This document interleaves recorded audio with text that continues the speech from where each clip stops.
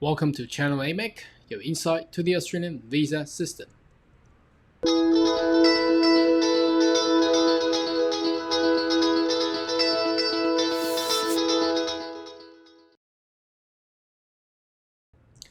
Good day, everyone. My name is Carl Young, your online YouTube visa consultant. Now, in today's video, I would like to give you an update of what is coming up. Now, obviously, the federal budget 2020 and 21 has already passed, and we do learn and understand that the federal government is currently allocating all the quotas to every different states and territories. And in conjunction, every state and territory are now designing their upcoming skill occupation list and their preferred state or territory criteria. So until today, I've checked it. I haven't seen anything came out. I went into Western Australia, New South Wales, Victoria, Queensland, Tasmania.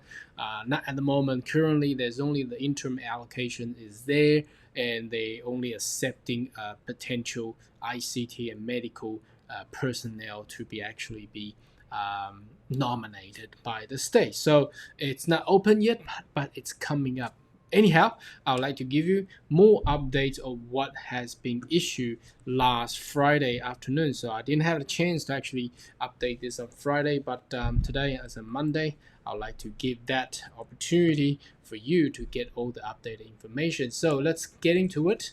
Now, I've received information from Migration Alliance, which is the migration agents association bodies that all the agents are in there. So obviously, you can see it was issued on Friday, 23rd of October. So government now, the first news is government had approved the pilot trial to bring back international students. Now we probably had heard this a couple of months ago, but obviously, as you learn, the Victoria Melbourne's COVID cases spiked and everything has stopped suddenly.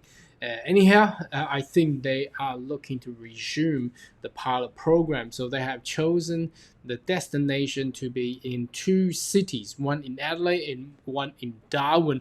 Now, a lot of people ask me, why not in Brisbane? Why not in Melbourne? Why not in Sydney? Well, I think because the three major cities is too populated. So harder to be controlled and harder to contain if there's possible viruses came in with the international student or with the flights. So I think choosing the two cities are good choices because it's a much smaller city size and it can be controlled and managed much easier. So as you can see here, Flinders University has confirmed that federal government has approved 300 international students to Adelaide, and they will continue to approve more. And also, I do understand and learn that Australians currently discussing diplomatic travel bubbles. Obviously, New Zealand has opened up travel bubbles with New South Wales, I believe, and it's coming up in Queensland as well. So Australia is also discussing with a lot of Asian countries like Taiwan, Japan, Hong Kong, Korea, Singapore. Once they are all approved and done, and whatever the mechanism required to go through a process, then the student can actually fly in as well. So as you can see, they are looking to make it happen in November. So right after the US election, whether this is coincidence or don't know. I mean, 2020 is a very exciting year because everything changed so dramatically. It means not just change, but dramatically. Okay, and 70 students going to Darwin, so that's for Charles Darwin University, which they have approved, and they will have their own quarantines accommodations there for 14 days of quarantine. So that's a good news for everybody. So I think that's a very good kickstart at the before the end of 2020 and before Christmas. And I believe that the first quarter of next year we will have more information and news in regards to all this. Obviously, the vaccination has to be out, and if you do follow the news, I believe it's gonna be out very very shortly. Okay, now let's go into the next news. All right, now Obviously, it's the same on the 23rd of October. So what's this about? So South Australia extend their interim allocations for BIP and GSM until November. So I think it's the same for Victoria as well. But Victoria had today, this morning, I checked that they have shut off some of their BIP category, like 188 A, B, C, I believe. And D, I think. But the general skill migration is still open, but only for a specific occupation like medicals and IT industry. So as you can see here, Adelaide, South Australia is still using their interim nomination quota for high quality business owners, blah blah blah. So they're looking for better and higher criteria because they only have very limited number of nomination quota to be used. So that's basically what they meant. And the regional migration for subclass 190 and 491 continues, but it's only, as you can see, they're looking to support Australia's COVID-19 public health in response to the economic recovery. So it's only going to be in the priority critical sectors. So that's more towards medical. I'm not too sure why IT is in there, but I suppose IT is facilitating a lot of data, big data. But whether or not you need that kind of number, I think medical is obviously is in the critical sector, but I'm not too sure why they put IT in there. Anyhow, and their processing time is about 6 to 8 weeks, unless there's a very imminent visa expiry issues. And South Australia will help that out. Now the next one is New South Wales. Now New South Wales is it's very interesting. Now it came out on the 22nd of October, Thursday, but the email was issued last Friday. So now the interesting part here is that if you have been following New South Wales, let's say we're talking about the business skill migration sector here. Due to the fact that last year and the year before, the federal government of Australia is planning to push more populations and migrants towards regional areas in Australia. So they have facilitated and asked New South Wales, particularly Sydney, the city of Sydney, to raise their investment visa criteria. So for example, if you go into investor stream, traditionally, in Queensland or in the other states, you're only required to inject $1.5 million into their state treasury bond, but the New South Wales might require possibly double that. So they do have differentiating between where you want to reside. You want to reside in regional New South Wales, or you want to come to Sydney straight away. So if you're going to Sydney, you're going to put $3 million. Okay, so the actual requirement is quite high. So that obviously killed a lot of investors' interest to go into Sydney.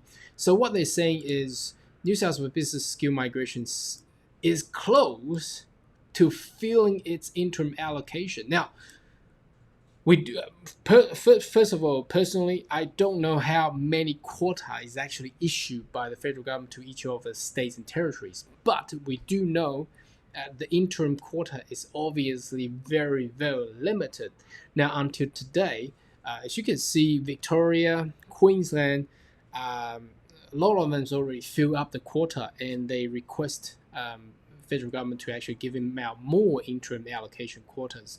But as you can see here, New South Wales only said they are close to filling up their quota. Means that despite the limited number of quota interim allocation has been given to New South Wales, until today they have not complete the fullness or used the fullness of their quota yet. And another means that due to the raise the bar of the investment requirements much higher than all the other states, the interest of migrating to New South Wales by utilizing business investments program is much less. So that's another way to actually decode what they're trying to say. Anyhow, but they were resumed to be open, but I'm not too sure a post-pandemic era people actually wanted to spend double or more to go to Sydney in compared to all the other cities in Australia or states. Now, skilled migrations to New South Wales continue to operate in expression of interest, and they only seek for the economy recovery mode of in the public health sector. Again, you can see health, ICT, and engineering. Again, I'm not too sure why ICT and engineering is in the critical sector. Anyhow, if that's what they like, that's what they like. Okay, I think it's more of a nation's direction where they wanted to improve Australia as a nation to become a very advanced technological state of countries, like the other one, like in USA, the Silicon Valley and things. Okay, so that's basically what New South Wales is about, and COVID concessions anyway. Okay, now the last one is about traveling. Okay, now traveling with the ETA. So if you're a holder of an eligible ETA passport, like Japan, Korea, United States, or Hong Kong, they have developed a new app by using phone. You don't need to go log on to the internet anymore. I think it's a redundant work that the Department of Immigration had done, because you can still use your phone to browse into Home Affairs website and still can apply for ETA, and they only turn that into an app version. I think that's a waste of efforts. But anyhow, that's what they want to do. Or I haven't tried yet, but if you are a passport holder from Brunei, Canada, Hong Kong, Japan, Malaysia, Singapore, and South Korea, and United States of America, obviously I don't hold these passports, but if you do, more than welcome to go to your Apple app stores or Android and try to download the ETA, Australian ETA, see how it goes, and let me know how you feel about it in the comments. Personally, I don't know why. I mean, if I'm a passport holder of the United States of America, I would just browse it. I'll just use Google, use Safari to, and search on the website, and still can apply for it. I'm not too sure why downloading this app will actually helpful. It's not a frequent traveler. You don't use it very, very often, unless there's some other mechanism in there for tracking purpose. Anyhow, that's for the update of the news recently. So should you consider to subscribe to my channel, so once we have more Australian visa insights and news, you'll be the first one getting it. Thank you for watching. I'll see you next video. Goodbye.